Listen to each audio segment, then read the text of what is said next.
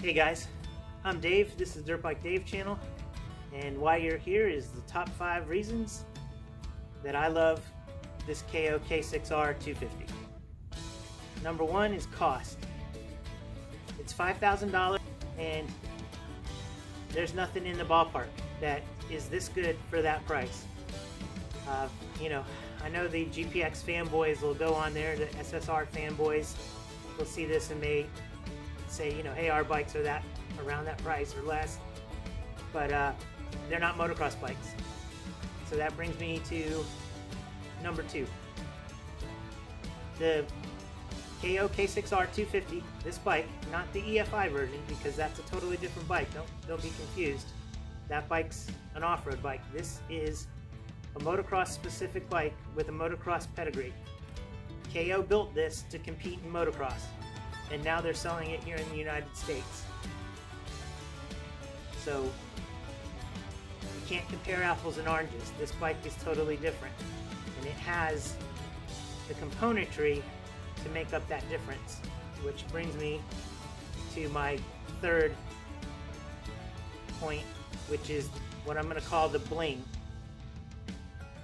This bike comes with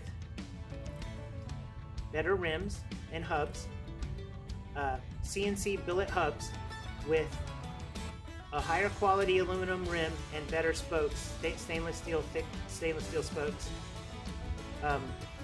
It comes with a triple clamp that's also CNC billet aluminum, which is different than the other models. It comes with alloy foot pegs, wide foot pegs, which is kind of common now, but nice to have them that you don't have to buy them. It comes with breakaway levers that can go up and down, in and out. So if you were to fall, they'll turn instead of braking. It also comes with the on-the-fly adjustment for the clutch cable. That's just some of the bling. I'm sure there's other. I have other videos that gets into everything, but it makes a difference between this model and the off-road versions that they sell. This is number 4, which is suspension. This bike is set up with heavier springs and valving, and it runs the Fast Ace componentry. And talking about that, why I like the Fast Ace is, especially in the front, it's basically a copy of twin chamber Shawa forks. I mean, it does have its differences, but in general principle and the ability to have them worked on, you can just even go to your local shop. They should be able to, anybody with any good experience should be able to at least minimally change your oil. And from what I understand, you can do everything. You can get the seals, you can get the bushings, you can get it revalved. It's basically the stuff that used to come on Hondas and Suzuki's, the Showas. Twin chambers, 47 millimeters. The rear is also Fast Ace, but it's kind of a copy of like 2010 Honda. The inside componentry is a little bit different, but at the same time a whole lot similar. So anybody with suspension experience should be able to handle these no problem. And they're weighted correctly for motocross. They're not light like you get in some of these off-road dirt bikes. They make lighter springs from the start. These are heavier enough to handle motocross. And then all you have to do is adjust your clickers, maybe have the oil changed, little things that you might want to fine tune, but they're of the quality of a motocross bike. The 5th thing is the power. It's a little down on power compared to its competition, as far as comparing it to the Japanese bikes. But I wouldn't say that it's down in power of usability. There's a difference between dyno numbers and peak horsepower and usability. This bike is very good in the mid-range. I've had multiple people ride it now. You've seen I have another video on my channel here of a local professional riding it, and he came back and said the engine he thought was okay.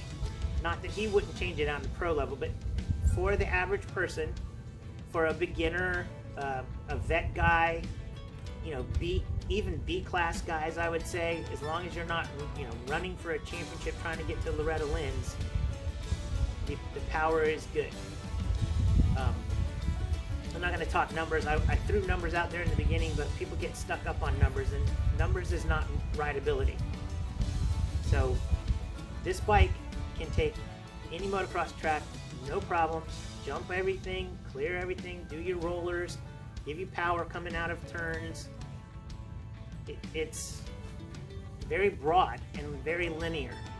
And by that, what I mean is, as you roll on the throttle, you keep rolling, you keep getting power. If you have the slightest little dip, you can just hit your clutch and bring the revs right back up, and you're in the pocket. It doesn't ever seem to really fall off. It just goes from the very bottom all the way to the top. It just doesn't make the same kind of very peaky horsepower that the Japanese motocross bikes make. I don't find that to be a negative. I don't think most people would. I think if you're especially if you're coming off of mini bikes, like a super mini, and you're going into 250s, but you're not a pro, this might be the step in between. Vet riders, you're not gonna have a problem with it. And touching on that power even furthermore, this bike is actually kind of tuned down a little bit. It tends to happen that way with the Japanese. With the Chinese bikes, they tend to get longevity out of them. They kind of detune them a little bit. So this only has like an 8-to-1 compression piston. I mean, you can get higher than maybe it's a 10, but either way, you can get higher compression pistons. They have an accessory you can buy. The mapping, the timing, you can change the ECU to get the better maps, to get more power. You could have it, you know, have your head done right. You can have the porting. There's things you can do. I think that the pipe and silencer are good in stock form, but you could even replace both of those. So yeah, power-wise, it's good. So that was my top 5. I'm going to throw you some bonus here, so for those, you know, those of you who have stayed here to the end. It also comes with electric start and a kick backup. Now you can see I took off the kick lever just to save weight. You know, it's got e-start. Why do I need it for a motocross track? If I keep it in my toolbox, in case the battery dies, you have that backup. Boom, you can start. Just put it on, kick it over, it'll start right up.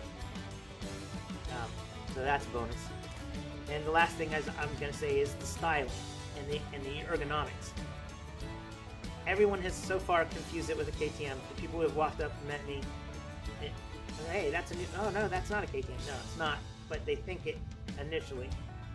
It basically has 2016 styling, 2016 through 19 KTM styling plastic on it. The radiators are the radiator part's a little bit different than the tank, but that's essentially what it is. It looks like a KTM. It has that level seat, and when you're sitting in it, it feels modern. It's not like some of the other bikes that I've had recently that they did still try to copy KTMs and Hondas, but you sat in them a little bit more than you sat on it. This has that kind of styling that's modern, straight across the top, and you feel very good in the cockpit as far as the relationship to the levers, how high your foot pegs are. You got good ground clearance.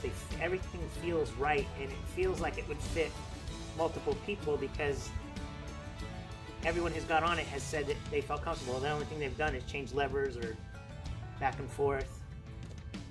Some people have said they might want different handlebars, lower. I have high handlebars on it. But so that's it. I'll catch you next time.